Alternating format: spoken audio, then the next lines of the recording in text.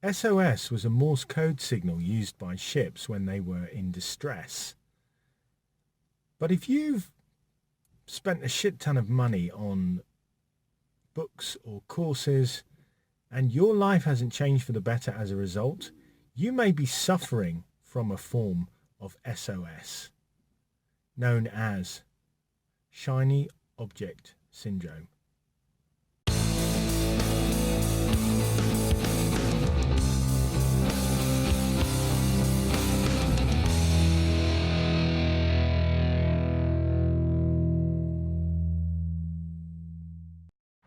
Welcome back, Wisdom Seekers, and today I am outside. It's a lovely sunny day and I want to talk to you about shiny object syndrome.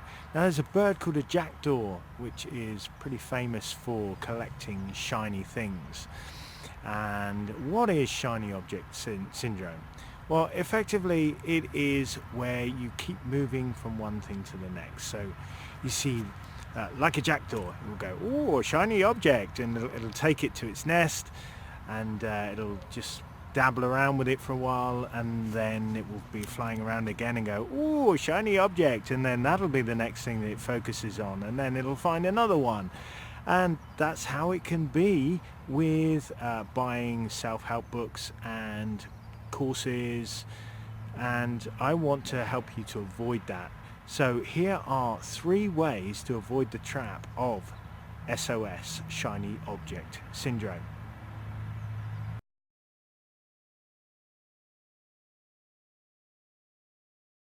Let's face it, there are some really good salespeople online these days, and it's very easy to get sucked in to the hype and to buy something that you don't need. So my first tip is to not buy anything unless you already know what you're going to do with it.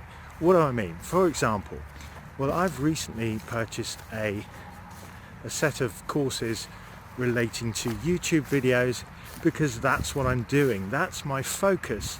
And so it makes sense for me to buy that so that I can study it straight away and apply it straight away to what I'm doing.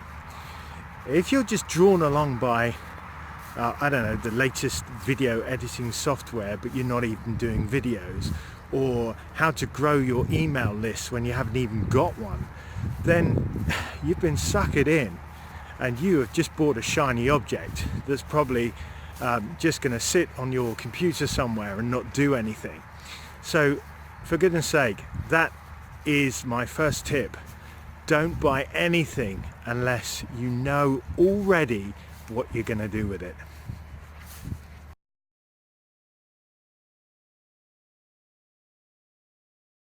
The next tip I have for you is to take action straight away. So don't even wait until you finish reading the book or finishing the course. If there's a good idea, then take action on it. You know, the worst thing about self-help books is when they turn into shelf-help books and they just sit on your shelf and you don't do anything with them. So don't just read something and think, ooh, that's a good idea. Read it, take on that idea, take action on it straight away. And you'll find if you do that, you'll gain momentum, you'll gain experience, and by taking that action, you can then read the rest of the book or do the rest of the course, and it will make much more sense to you.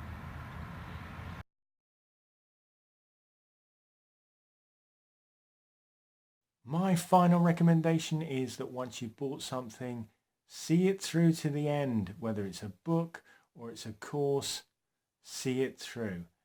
And if you get stuck, ask for help. I know I've fallen into the trap where as soon as something starts getting a bit difficult, that's when the new shiny object tends to appeal the most. You think, oh, this isn't working for me. Maybe this will. But no, you have to see it through. I've also been in situations where I felt guilty about asking questions.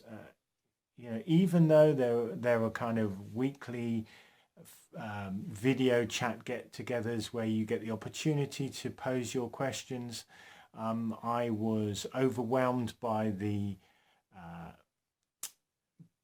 presenter, and being typically British, I didn't want to make a fuss. So by that happening, I just didn't take advantage of the situation or the course. So really, really make sure that you ask questions, even if you feel like you're being a nuisance. If the person running the course, the person who has sold you the course, is actually half decent, then they will want you to succeed. So don't be afraid to nag them, and just until you are happy. The people that sell you these courses fall into two camps. They are either honest and ethical and they want you to succeed. Therefore, they want you to ask questions. They want you to keep going back to them and getting advice until you get it right, and then you become their success story.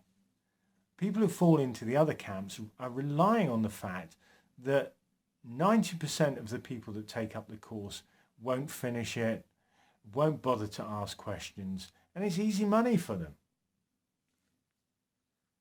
People who have sold you a course have a duty to help you through it, to help you succeed. Yes, you've got to put the work in, but they also need to help you through the process, especially if they're selling it as this done-for-you system where they will guide you step by step. I bet you've heard that on a few sales presentations.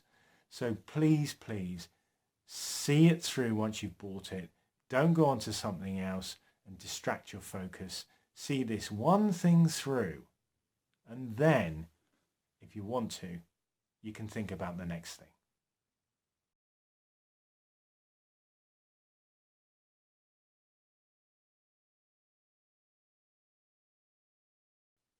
Finally, I just want to say, if you have been the victim of shiny object syndrome, don't worry. It's very common. I've fallen foul to it, and that's why I'm sharing this with you today. Nothing's really wasted. If you have invested in personal development courses, most of that stuff is what's called evergreen. In other words, it doesn't date. If you've invested in something based on technology, maybe using certain websites, how to do things online, then yeah, technology moves on at a fast pace and you've really got to get on that straight away. But other stuff can be salvaged, and you learn from your mistakes and you move on. And if you're able to help other people learn from it, as I'm doing now, then it really isn't wasted. So chin up, move on, take the recommendations I've given you, and hopefully you will no longer be a victim of shiny object syndrome. I hope you've enjoyed this edition of Wisdom Shack. If you have, please feel free to like and comment. I'd love to know what your experiences have been of shiny object syndrome, if any, and I look forward to seeing you on the next video. Bye for now.